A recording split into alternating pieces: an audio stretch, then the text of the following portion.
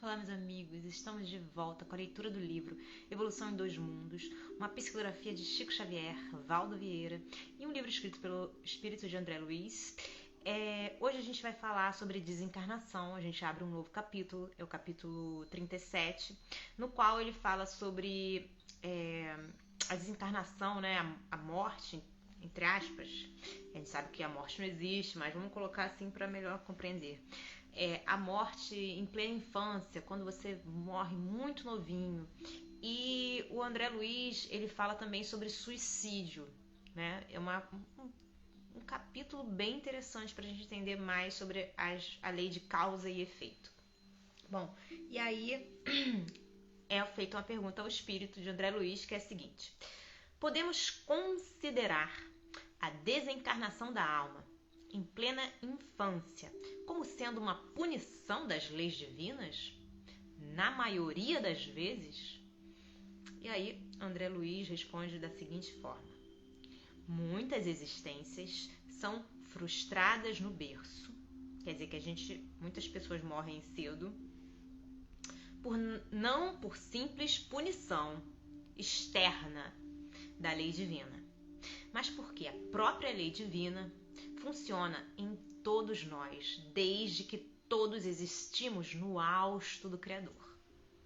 Frequentemente, através do suicídio integralmente deliberado ou do próprio desregramento, operamos em nossa alma desequilíbrios, quais tempestades ocultas, que desencadeamos por teimosia no campo da natureza íntima.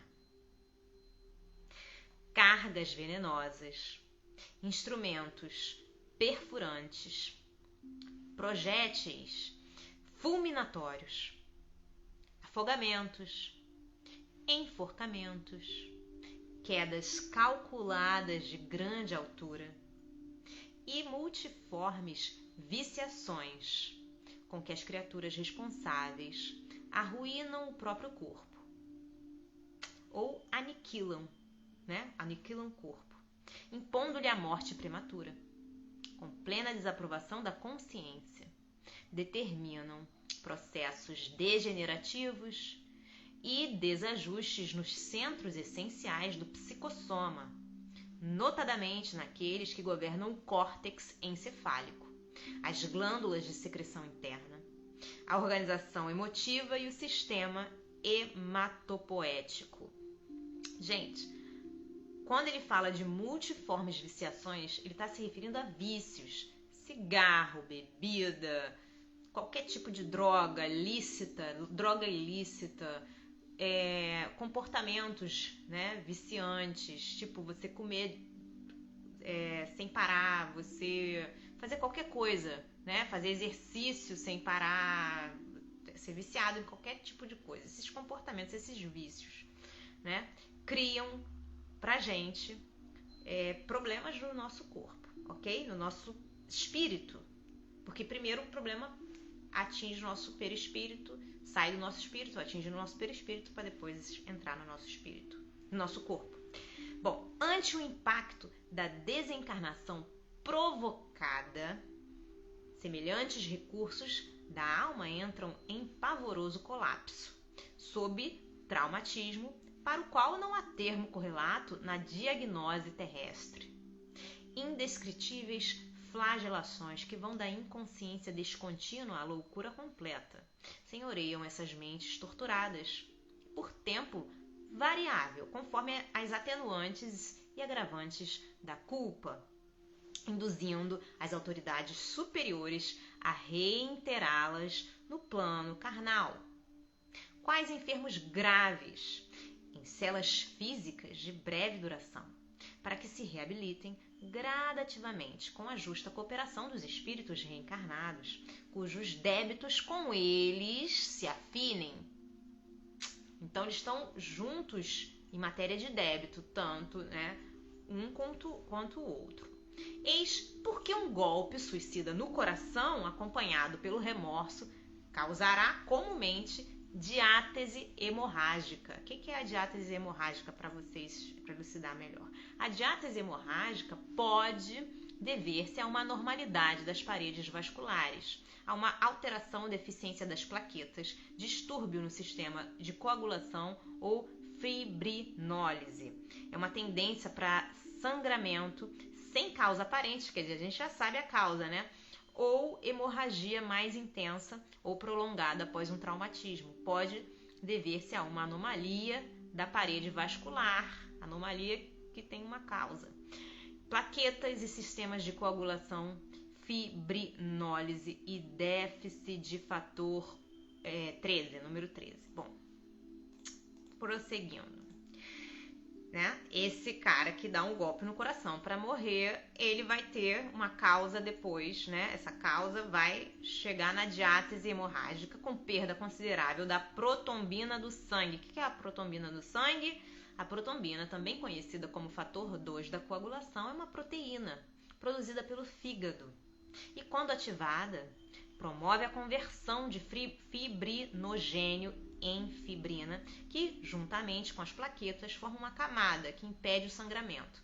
Assim, a protrombina é fator essencial para que a coagulação sanguínea aconteça. Isso aí. Bom, promove essa protombina do sangue naqueles que renascem para tratamento de recuperação do corpo espiritual em distonia. O autoenvenenamento ocasionará, nas mesmas condições, deploráveis desarmonias nas regiões psicossomáticas correspondentes à medula vermelha. O que é a medula vermelha, gente? Vou explicar. A medula vermelha é a medula óssea. A medula óssea, também conhecida como tutano, é o tecido líquido gelatinoso que preenche a cavidade interna de vários ossos e fabrica os elementos figurados no sangue periférico, como hemácias, leucócitos e plaquetas. Tá bem? Bom, isso acontece, essa desarmonia, né, lá no tutano, conturbando o nascimento das hemácias, tanto em sua evolução intravascular, dentro dos sinusoides. O que são os sinusoides? Vou falar para você. É a cavidade, das suas cavidades, tá? Dentro dos sinusoides, como também na sua constituição extravacular no retículo, gerando as distrofias congênitas. As distrofias congênitas que são lentas, podem ser lentas ou rapidamente progressivas, afetam principalmente o músculo estriado e têm em comum um padrão distrófico de necrose e regeneração característico na biópsia muscular. Também tem é isso aí, a distrofia muscular transgênica, congênica. Não sou médica, não sei se é bem isso, mas foi isso que eu encontrei. Bom, gerando essas distrofias congênitas do eritrônio. Então, é a distrofia congênita do eritrônio. Deixa eu ver aqui. Do eritrônio.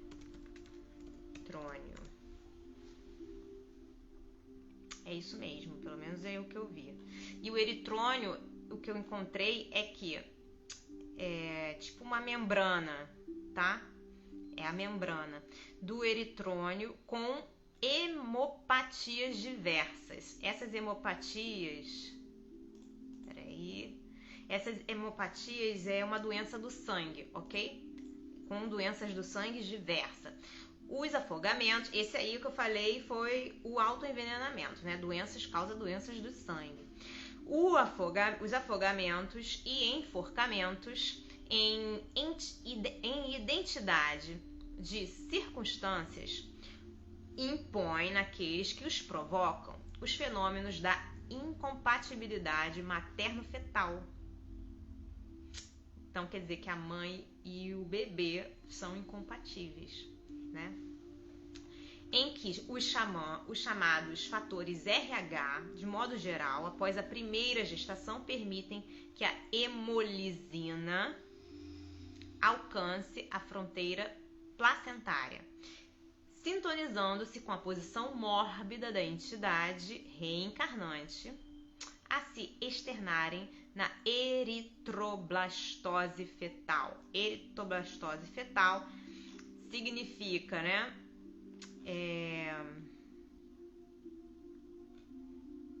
Bom, tá aqui, ó.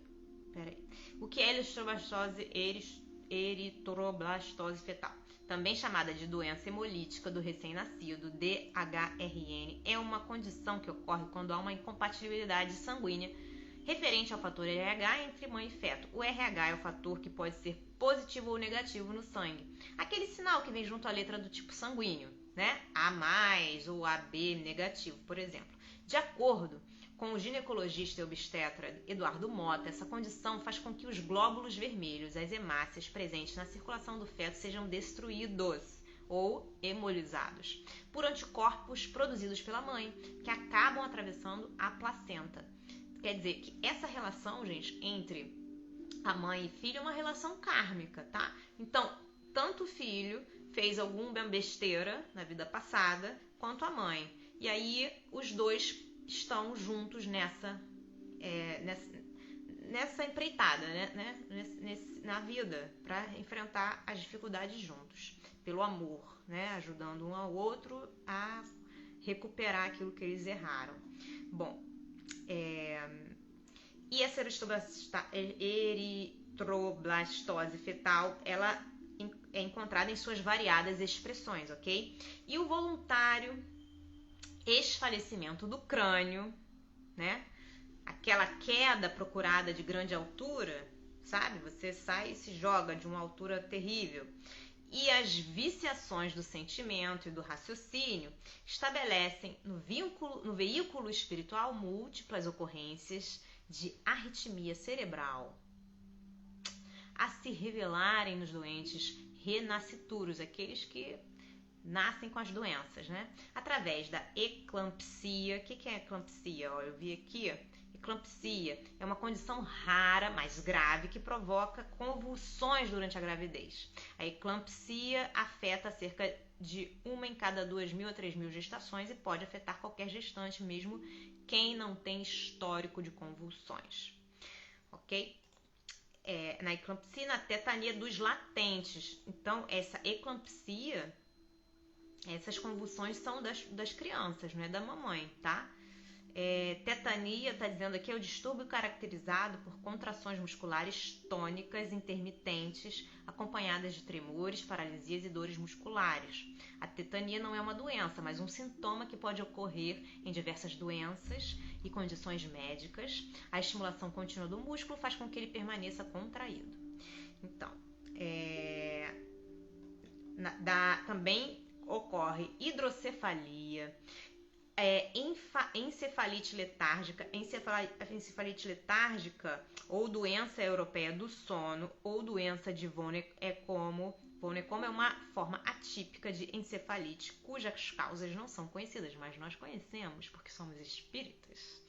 Ela provoca letargia, sonolência incontrolável e tremores. Parkinson pós-encefalítico. Outros sintomas foram observados: febre alta, dor de cabeça, inflamação de garganta, visão dupla, movimentos anormais do globo ocular, que se chama crise oculogírica, catatonia, perda da fala, mutismo acinético, atrofia muscular e até mesmo psicose. Uma epidemia de encefalite letárgica se espalhou pelo mundo entre 1915 e 1926, principalmente na Europa e na América do Norte. Cerca de 1 milhão de pessoas foram afetadas e a metade delas morreu. Pois é, desde então foram registrados somente casos isolados da doença. A causa exata da doença, bem como a origem da epidemia em 1915, permanecem desconhecidas.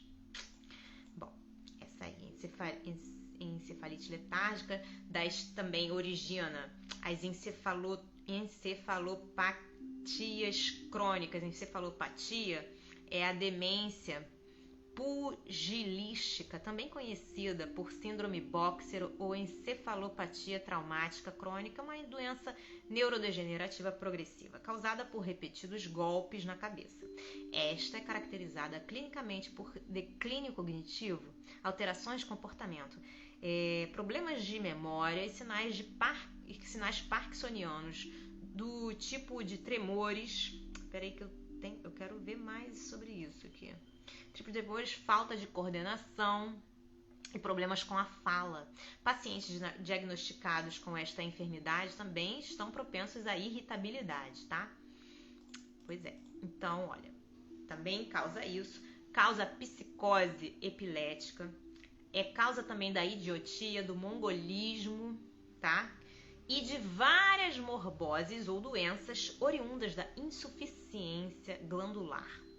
Claro está que não relacionamos nessa sucinta apreciação os problemas do suicídio associado ao homicídio, os quais muitas vezes se fazem seguidos em reencarnação posterior do infeliz por lamentáveis reações com a morte acidental ou violenta na infância, traduzindo estação inevitável no ciclo do resgate.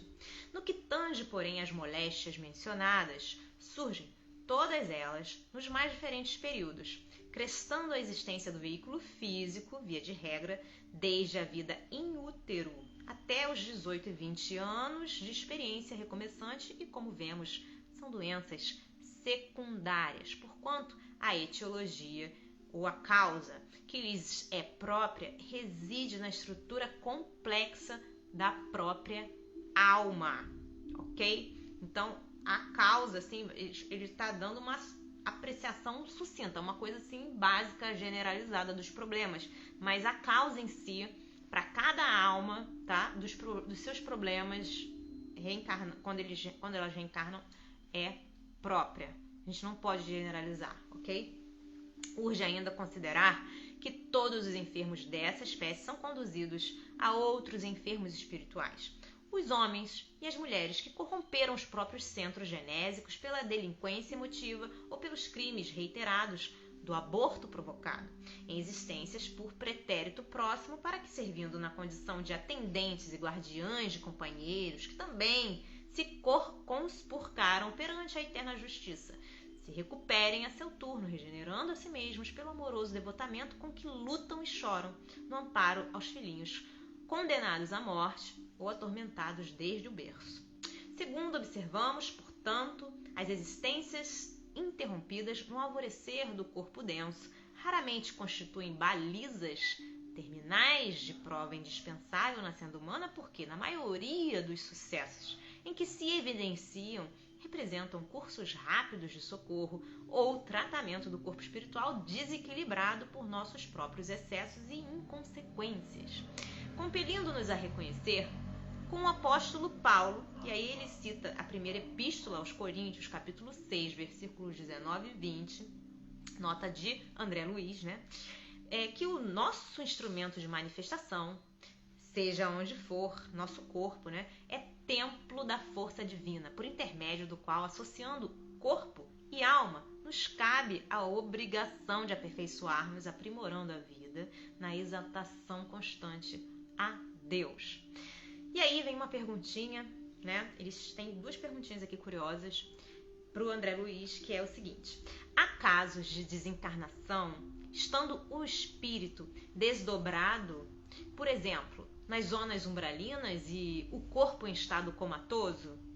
E aí André Luiz diz o seguinte: isso pode acontecer perfeitamente do ponto de vista da exteriorização do pensamento, porque céu e inferno, exprimindo equilíbrio e perturbação, alegria e dor, começam invariavelmente em nós mesmos. Pergunta que se segue depois dessa: os espíritos encarnados que sofreram desequilíbrio mental de alta expressão voltam imediatamente à lucidez espiritual após a desencarnação?